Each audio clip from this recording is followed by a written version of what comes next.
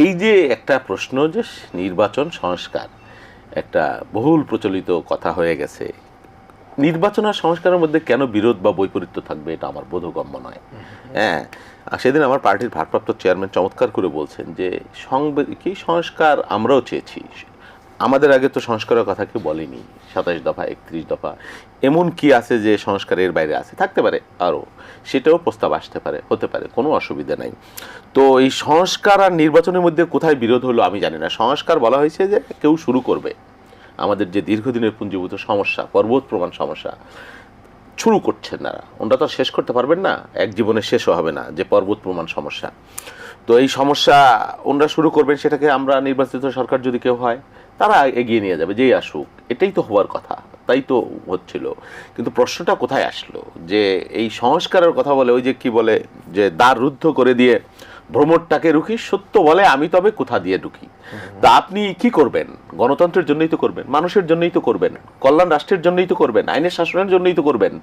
সেটা কার জন্য? মানুষের জন্য। তো তো মানুষ কি চায় সেটা তো আপনাকে বলতে, দীর্ঘদিন আপনাকে প্র্যাকটিক্যাল যে বাস্তবতা, যে দীর্ঘদিন মানুষ গণতন্ত্রের জন্য বুভুক্ষ অবস্থায় আছে। হ্যাঁ, একটা রিজিম পরিবর্তন হয়েছে, যদিও কোটা আন্দোলন, কিন্তু নির্যাস হলো মানুষের মৌলিক অধিকার ছিল না, বাক স্বাধীনতা ছিল না, মানে গণতন্ত্র ছিল না। আপনি যে মুক্তিযুদ্ধের কথা বলেন সেটারও মূল স্পিরিট এটাই, যে ঘোষণাপত্রে যেটা রয়েছিল গণতন্ত্র, সাম্য, মানবিক মর্যাদা।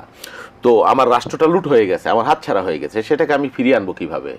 তো এখন আপনি বলবেন যে ভোট মানে কি গণতন্ত্র? আচ্ছা, কোথায় ভোট ছাড়া গণতন্ত্র আছে আপনি বলেন তো? গণতন্ত্রের প্রথম শুরুটাই তো ভোট দিয়ে, নির্বাচন দিয়ে, তারপরে অন্যান্য অনুষঙ্গ আছে সাথে। তো প্রধান অনুষঙ্গ তো নির্বাচন, তো সেটাকে আপনি উপেক্ষা করবেন, পাশে ফেলে রাখবেন, আর বলবেন যে বিএনপি ভোট পাগল হয়ে গেছে, বিয়ে পাগলা বুড়োর মতো। কথাটা তো মিসকোট করা হচ্ছে, বিএনপির প্রতি নিষ্ঠুরতা করা হচ্ছে, অন্যায়ভাবে এটা বলা হচ্ছে।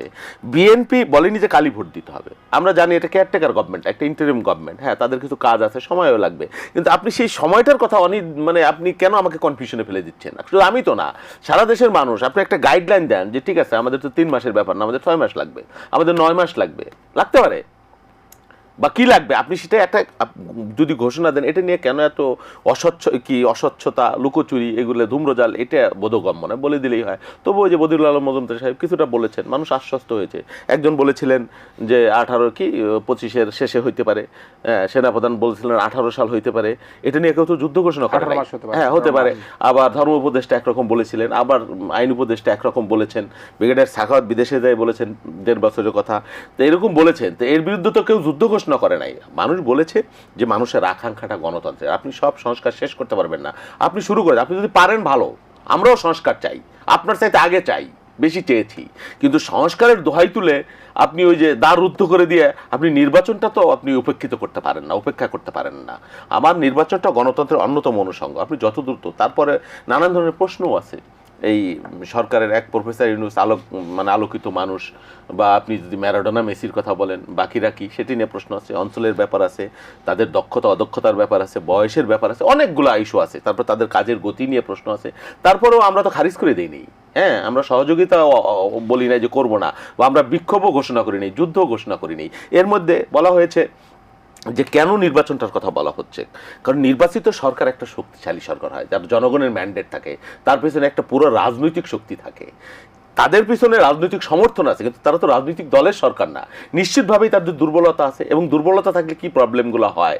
এখানে আমাদের একটা বাস্তবতার মধ্যে আমরা ছিলাম, দীর্ঘদিন একটা রিজিমের মধ্যে ছিলাম, সেই রিজিমের ডালপালা শেকড় সর্বব্যাপী, এবং সেটা যে নিশ্চিহ্ন হয়ে গেছে তা না। শেখ হাসিনা তার সংসদ সদস্য লোক কিছু নিয়ে আর বাইতুল মোকাররমকে নিয়ে পালাইছে, আর সবাই তো এখানেই আছে।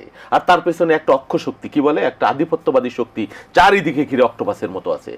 একদিনের জন্য আপনাকে শান্তিতে থাকতে দিচ্ছে না, দিবে না। চলে বলে কৌশলে, কখনো এইভাবে কখনো ওইভাবে। ওই কায়া বদলাইছে রে মৌলা, কায়া বদলাইছে, একটা কথা আছে না? হ্যাঁ, তো কায়া বদলাই তারা আসতেছে। তা আপনি তাকে ফেস করতে পারছেন না। হ্যাঁ, আলটিমেটলি রাজনৈতিক শক্তিরও সহযোগিতা লাগছে, ঐক্যের প্রয়োজন হচ্ছে। কিন্তু এই ঐক্যটা তখনই ফারাক হয়ে যায় যখন আপনি ধূম্রজাল তৈরি করেন, যখন আপনার কাজের মধ্যে যে আমাদের যে আকাঙ্ক্ষা, সেই আকাঙ্ক্ষা না থাকে।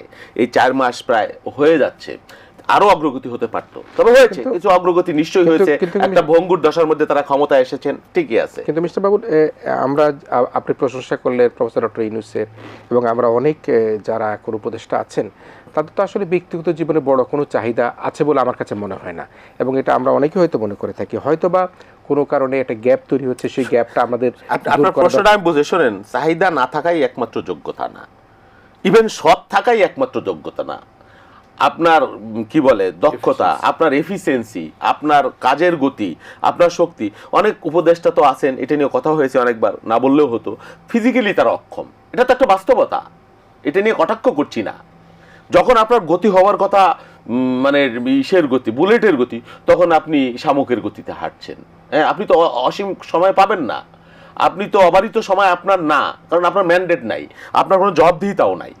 হ্যাঁ, আপনি ভালো কাজ, অনেক সময় এরা অনেক ভালো কাজ করে দিয়ে যায়, করুক, কিন্তু সেটা তো আপনার একটা সীমারেখা থাকতে হবে। ঠিক আছে, নিশ্চয়ই সেই যাত্রায় আমরা আশা করি যে আপনারা সকল পক্ষ মিলেই কিন্তু একটা ভালো সিদ্ধান্ত নেবেন, কারণ আমরা এখনো পর্যন্ত হ্যাঁ, আমরা আশাবাদী, আমরা আশাবাদী।